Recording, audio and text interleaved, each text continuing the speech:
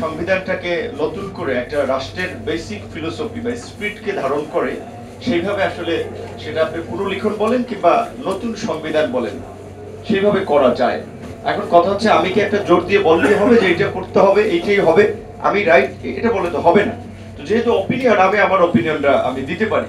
তো আমার মনে হয় যে যেহেতু এই পর্যন্ত সংবিধানকে মানে সংবিধানে 17টি সংশোধনী এসেছে, যার বেশিরভাগ সংশোধনী এসেছে বিভিন্ন আসলে সময়ে বিভিন্ন শাসক গোষ্ঠী একটা অস্বাভাবিক পরিস্থিতিতে যখন টেক ওভার করেছে সেটার বৈধতা দেয়া নিয়ে, আবার কোনো ব্যক্তি বিশেষকে এম্পাওয়ার করার জন্য, সেই জায়গা থেকে যদি 17টি সংশোধনী হতে পারে তাহলে বাংলাদেশের এই 53 বছরের ইতিহাসে একটা গণ অভ্যুত্থান হয়েছে দল মত নির্বিশেষে, যেখানে প্রায় সমগ্র জাতি ঐক্যবদ্ধ হয়েছিল। সেই ধরনের একটা রেভলিউশন বা বিপ্লবের পরে অবশ্যই সেই স্পিরিটকে ধারণ করে, জন আকাঙ্ক্ষাকে ধারণ করে একটা নতুন সংবিধান লেখা যায়, রচনা করা যায়, এটা অস্বাভাবিক কিছু না। এখন এইখানে যদি আমরা রেটরিকের মধ্যে আটকে যাই, সাহিত্যিক কিংবা আপনার কি বলবেন আপনার খুব বোদ্ধা শব্দ বাক্য ব্যবহার করে এটাকে জটিল করে ফেলি, তাহলে বোধহয় আরো জটিলতা তৈরি হবে। পুনর্লেখনটা আমি ক্লিয়ার না, পুনর্লেখনটা কি, এটা মানে অর্ধেক লিখবেন, আংশিক লিখবেন, না পুরোপুরি লিখবেন, কতটুকু পুনর্লেখন লিখবেন, তার চেয়ে বরং হয় সংস্কার অথবা নতুন করে লেখা। সহজ ভাষায় পাবলিক যেটা বুঝবে, এই ফদ ভাই যেটা বলেছে, সংবিধান লিখেছেন ইংলিশে। এদেশের যেই দেশের মানুষ তার মাতৃভাষার জন্য লড়াই করলো, বাংলাকে সবার উপরে প্রায়োরিটি দিল, উচ্চ আদালতের রায় এখনো লেখা হয় বাংলায়। যিনি মামলার বাদী কিংবা যিনি আসামি কি বলছে, জাজ সাহেব কি লিখছে কিছুই জানে না, জানে সব উকিল সাহেব। ফাঁসির কথা লিখছে না খালাস দেওয়ার কথা লিখছে, লেখে নাই। উকিল সাহেবের কাছে দেয়, সে বলে টাকা লাগবে, খরচ লাগবে, ওই পর্যন্তই পাবলিক বোঝে, এর বাইরে কিচ্ছু বোঝে না। তো এই ধরনের মানে পরিস্থিতি থেকে তো আমাদের উত্তরণটা দরকার। সেদিক থেকে আমাদের সহজ উপলব্ধি হচ্ছে সংবিধানকে নতুন করে রচনা বা নতুন করে লেখাটা, সেটা এই সময়ের দাবি, সেটার সাথে আমরা পুরোপুরি একমত। দ্বিতীয়ত সংবিধান, আবার ফুয়াদ ভাই যেটা বলছিলেন যে অনেকগুলো প্রসিডিউরাল ল লেখা আছে, এটা সংবিধানের পার্ট না।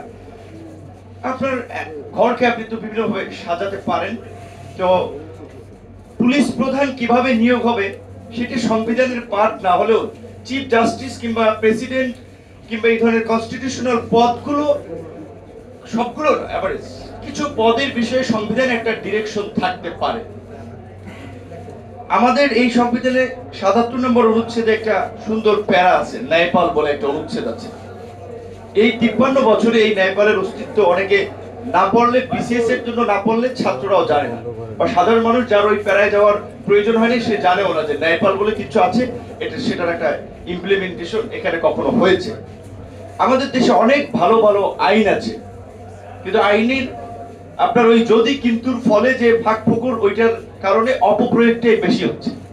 সেই জন্য আপনার সোসাইটিকে সেইভাবে উপযোগী করে তৈরি করা, যেটা ফুয়াদ ভাই আরেকটা কথা বলেছেন যে নাগরিক বোধ তার মধ্যে জাগ্রত করা, যে ঠিক গ্রামে এখন আছে, ও আপনার মাদক ব্যবসায়ী না, চাঁদাবাজি না, মাফিয়া, খুনি, এগুলো দেখার দরকার নেই। ১,০০০ টাকা হাতের মধ্যে গুঁজে দেবেন, ভোট উড়িয়ে দেবে। আপনি বিশ্ববিদ্যালয়ের অধ্যাপক, আপনি একজন টকশো ব্যক্তিত্ব, আপনি একজন আলোচক, আপনাকে দিবে না, ভোট ওকেই দেবে।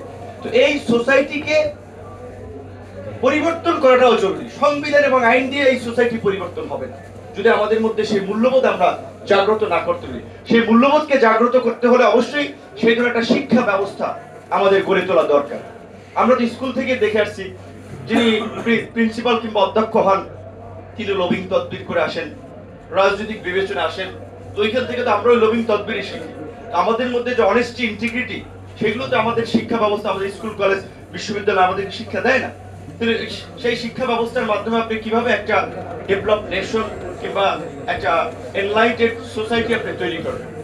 তার জন্য এই সংবিধানের পাশাপাশি সমাজ সংস্কারের জন্য, রাজনীতি সংস্কারের জন্য বোধহয় আমাদের একটু ভাবা দরকার।